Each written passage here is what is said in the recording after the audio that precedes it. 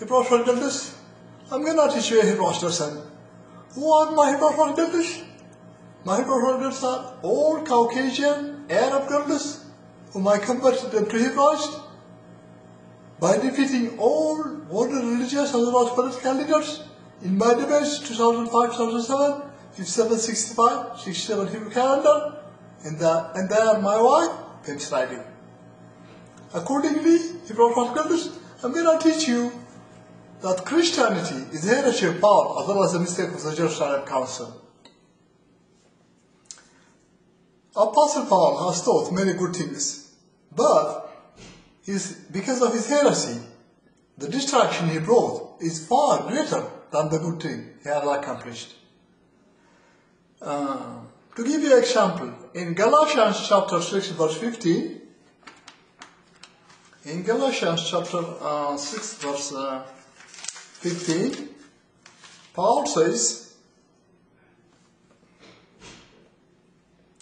"For in Christ Jesus neither circumcision nor uncircumcision avails nothing.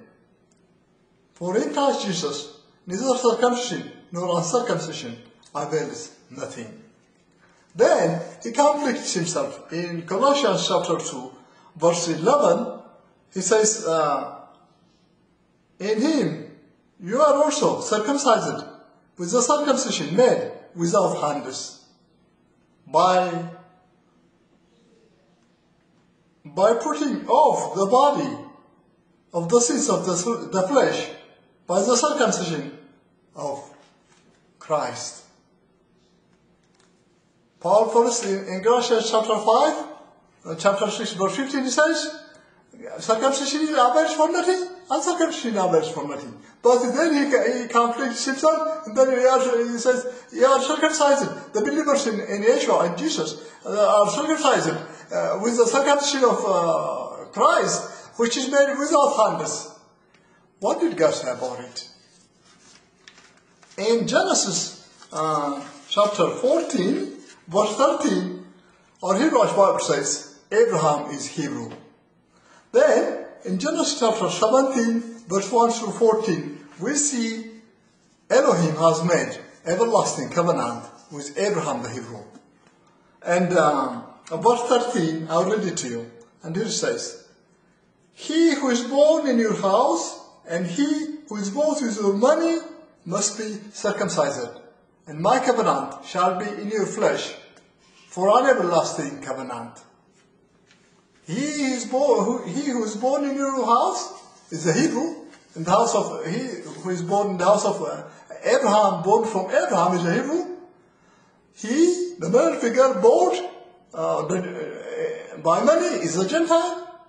Have to be circumcised. What it says is, when you hire male servants from the Gentiles, you have to circumcise them and convert them to Hebraist. Make them Hebraist, who believe in the God of Abraham the Hebrew, who worship the God of Abraham the Hebrew, who obey the commandment of Abraham the Hebrew.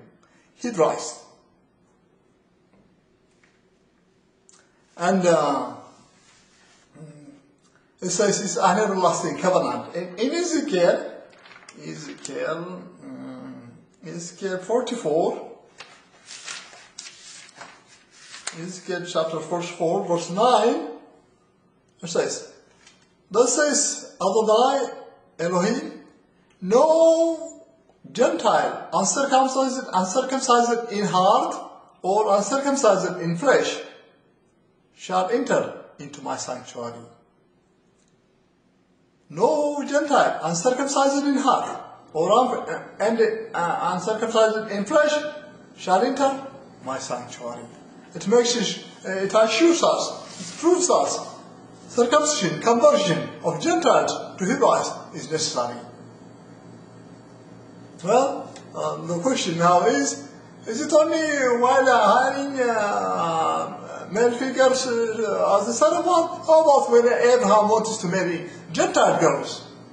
Abraham had wives, Gentile girls he married, named Hagar and Keturah, noted in Genesis chapter 16 and Genesis chapter 25. But they are circumcised in heart, converted to Hebraist, who believe the God of Abraham the Hebrew, who worship the God of Abraham the Hebrew, who obey the commandment of Abraham the Hebrew. They are Hebraists, who along with Israel, along with Abraham, who worship the God of Abraham, who obey the God of Abraham the Hebrew. The question is, how did God say something to Abraham, then conflicted it to Apostle Paul, something which conflicts it? Does it mean God does still lie or conflict himself? No. Our Hebraist Bible, in Numbers chapter 23 verse 19, 1 Samuel chapter 15 verse 29 says, Elohim is not a man, that he should lie, nor conflict himself. Which means God doesn't conflict himself, nor tell lie. Then the question is, how did such a thing can happen then? How is it? In my debate, 2005, 2007, 57, 65, 67 Hebrew calendar, when I debated all Christian denominations, pastors as well as their world leaders, one of my questions was, why don't you uphold Sabbath, kosher circumcision? Why don't you celebrate the holidays Elohim has established in part 1 of the Bible, which the Christians call Old Testament? And what they responded is, what they said is, the law, which is part 1 of the Bible, the law is dispensed, superseded. Which means, what they said is, the law, part 1 of the Bible, the commandment there, is made obsolete, abandoned, forgone, replaced. That's what they said. Oh, really? What does Genesis chapter 17, verse 13 to 14 say? Genesis chapter 17,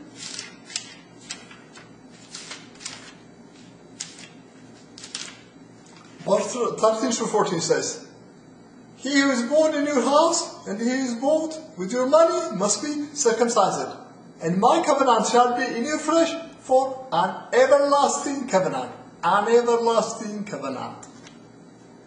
And almost all the commandments, the holidays, and the commandments in part 1 of the Bible are everlasting statutes, ordinances, and the covenant are